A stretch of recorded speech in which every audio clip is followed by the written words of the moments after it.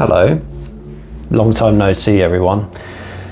Bet it felt like I pretty much ghosted you after making a whole new channel, making grand plans to release a book and everything. But that's still happening, that is still happening. I've just been so busy and there really hasn't been much to report on with regards to, you know, Rhino Men, the book, the purpose of this channel. Mainly, since I finished writing it, I kind of have just been gradually editing it, rereading it, and preparing it for the publication, which is still due to go ahead by the end of the year. That is the plan. Working behind the scenes with a good friend who is working on the artwork. And pretty much once that's done and I've written a blurb and, you know, written some sort of front page inside, you know, the interior of the book where it says who published it and all rights reserved and all those kind of things. I haven't really planned that out yet. I don't really know, you know, what's going to go in there because it's just me. So I'll probably have to make up some bullshit to go in there to make it look like a real book and everything. But yeah, that's what's happening. I just thought I'd let you know that I am still alive. Rhino Men is still a book, and I'm very grateful that you haven't unsubscribed already. Once the book's ready and like I can show you it, the cover and everything, that's when I'm going to ramp up, you know, making videos and trying to promote it and everything. That's the plan there. If you've come from my Spatch Adams channel, the second Spatch Adams channel, that's pretty much dead. It is completely dead. I tried to make a comeback. I was planning, in fact, to make a comeback on there and make some new videos, but the voice creation, it's really been clamped down on, and the website I was using at 11 Labs which was the best from my experience. All my voices have been blocked behind verification, so there's just no way I can use them. Even the lesser voices like Carlton, I need to verify him. Like he was my goat. He was my go-to. The presidents were banned years ago, but now everyone is. So fuck that. Yeah, it's just a shame that is the case. And also, YouTube's just started taking down videos from the second channel, so there's a chance that channel gets completely deleted at some point, like the original one. So I'm moving on, and I'm going to post this over to that channel as well. I'll put a link on there, and I hope that if you're subscribed on Spatch Adams, that you come along to this channel instead, because this will be my channel. And if you're interested in knowing, you know, more about the book, then join me here. In the meantime, I've started thinking about a new book, or maybe even a script.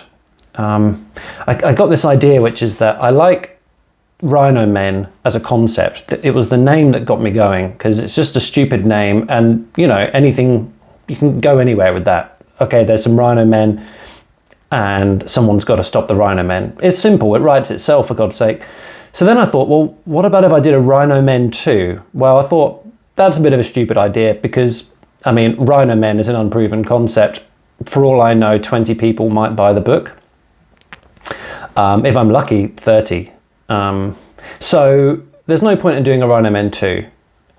I had thought to do Rhino Men 2, but then just do a whole new take on Rhino Men. Just basically do the same story, but new characters, new set of circumstances, and then I could just continue writing basically the same book over and over again with the same stupid concept of there being Rhino Men, and then just do it in different ways every time, and that would be fun. But then I had a thought, well, what if it wasn't Rhino Men? What if it was a different kind of men? What if every time I write a novel, which I intend to continue doing, it's always something men? And that's where I've landed. I'm going to do another book called Big Men. And this time you might guess, instead of Rhino Men being the problem, this time it's just big men. Very large men who are sort of coming out of the ocean. And this one will be set in England because, you know, the last one was in New York, Rhino Men. The yet to be published Rhino Men, which that's coming. But the new book, which I have started thinking about a lot, is going to be in England with and I'm imagining Jason Statham. I'm seeing this as a Jason Statham film, but written as a very highly absurd novel. So Jason Statham, basically just a sort of East London hard man, bald, 50, goes down to visit his dad, his estranged dad, at a nursing home for his birthday.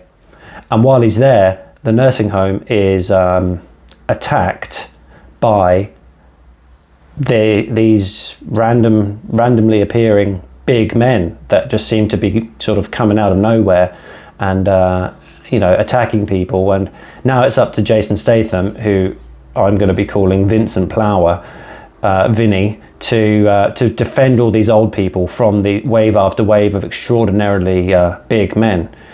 And there'll be some supernatural element, where the big men come from. Turns out that Vinny's wife is actually involved in Stonehenge research, and it might have something to do with Stonehenge, so you'll have to wait and see. But that's where I'm going at the moment. So that's what I've been focusing on in whatever free time I have, which is very little. And editing Rhino Men, so that's almost done. So there will be more to share soon, and I'm really excited to actually finally get it, publish it, through Amazon. It'll just be awesome when that's done, and I can't wait to show you that. But yeah, in the meantime, this is just a bit more of an update. And while I've got you, before I go, I thought I would just read another little segment of the book. It's a scene which I think is one of my favorites, and I'll give you some context here. So this is about halfway, getting into the final leg of the book. So in the book at this point, Rydian Portcullis, the main character, he's realised that the shit's really hit the fan. The Rhino Men are running amok through New York City and have taken it over. And now he needs to find out where this contagion of Rhino Men has come from. And the only person who knows is his old friend and army buddy, Ernest. And Ernest has already been completely fucked up, for lack of a better word, by Rydian. So his arms and legs have been blown off. He's completely burnt. He was burnt in a motorbike explosion. Rydian's been carrying him along, trying to question him about where this Rhino Man contagion has come from. But in his frustration, Rydian actually slapped his jaw off. So now Rydian's in the back of a limousine. They're running away from Rhino Men, and he needs to get this information out of Ernest. He needs to know where to go to stop the Rhino Man contagion. There's a scientist that they know is responsible, called Vivian.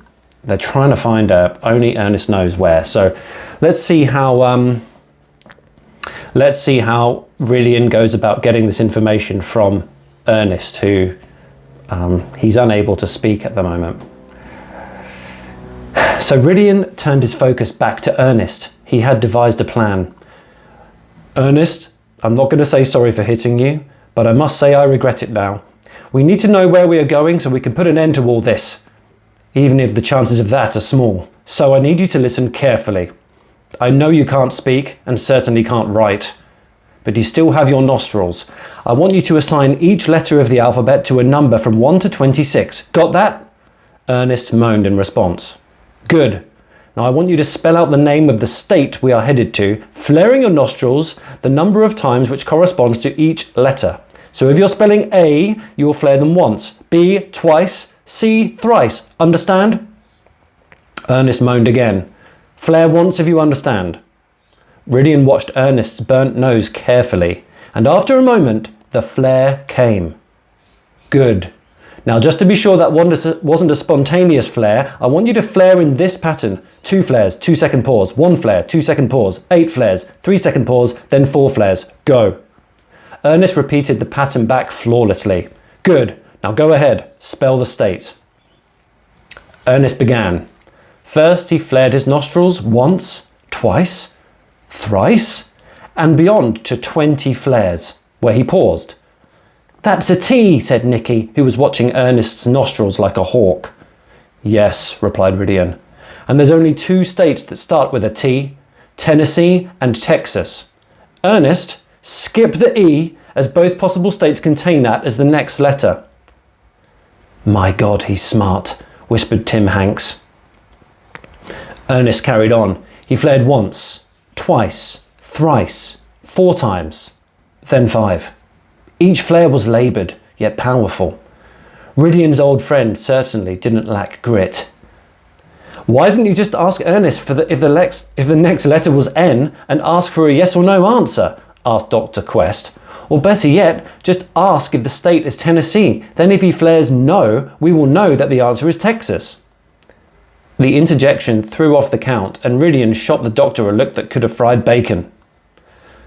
Start again, said Rydion, ignoring Quest's clever suggestion out of sheer principle. Ernest began again. 1 flare, 2, then 3 flares, followed by 4. Then Ernest's nostrils flared a 5th time. Then 6. 7 was next, and after that naturally came the 8th flare. 9 was as an especially flappy one, which made Nicky giggle a bit. 10 wasn't so funny, more direct and to the point. 11 and 12 were by the book. Then he wavered a bit, but got the 14th out. That's 14 so far, said Tim Hanks. 15 came hard and fast. 16 was more laissez-faire, but 17, 18 and 19 were rock solid. 20 was cock of the walk. He's already past N, so it has to be Texas, said Quest, which pissed Rydion off. But Ernest kept going. By 21 he was a pro. You might say he had a flair for this. And 22 was impressive. He couldn't keep up the quality for 23, but that was forgiven when the 24 came about, sturdy as a fortress. And that was where he stopped. 24 if I counted right, said Nicky. You did indeed, said Rydion, patting his brother-in-law on the shoulder. And that means we're headed to Texas. Texas? Shouted Simon as he swerved the limo around a 7 school bus pile-up. That's nearly 2,000 miles away. Yes, said Rydion. So you'd better hurry the fuck up.